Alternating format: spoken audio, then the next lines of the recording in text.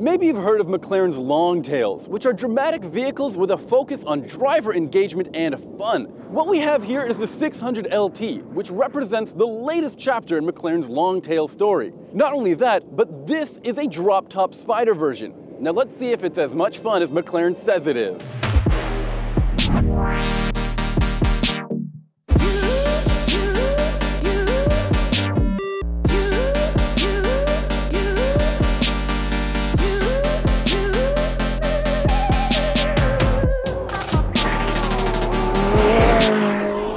Now I've just driven one of these 600LT Spiders all the way from Scottsdale to here, Arizona Motorsports Park.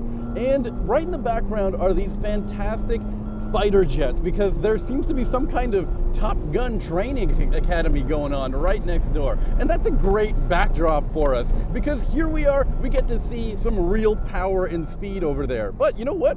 Hey, this 600LT, this really keeps up pretty nicely. It doesn't feel like I'm missing out when I look at all those guys in their fighter jets. Now, it might seem a little weird to make a track-focused Spider, but you know what? Other automakers are doing the same thing. Lamborghini has the Performante Spider version of its Huracan, and Ferrari has those Aperta Speciales. This is just another vehicle to keep up with the likes of those guys. And this has a very interesting lineage. It follows up the 570S Spider, although this is a little bit more exclusive is the best way to say it.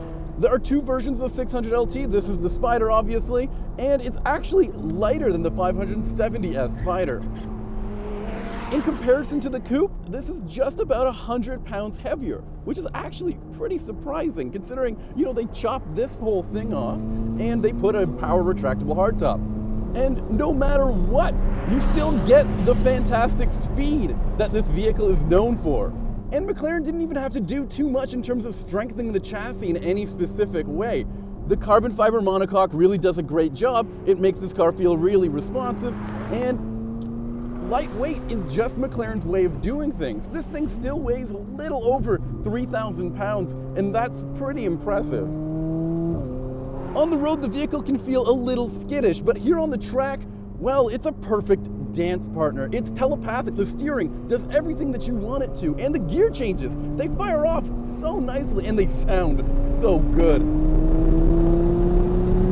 Mounted behind me is a 3.8-liter twin-turbo V8 that makes 592 horsepower and just over 450 pound-feet of torque.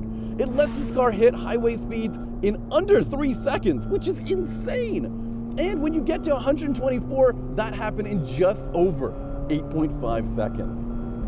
The top speed of this vehicle is around 200 miles per hour, and that's with the roof up. When you drop the top speed drops as well to only 196. Oh, isn't that too bad? I'm actually really just joking about that. This thing is still plenty fast. And finally, the buyers of the 600LT Spider are in for a special treat. This vehicle is limited production, and it's going to be a little over $260,000. So I think it's a pretty good deal when you think about it. Having driven these vehicles both on the road and the track, it's clear that the 600LT Spider is an absolute blast. But even more fun than that has been trying to keep up with all these jets going by.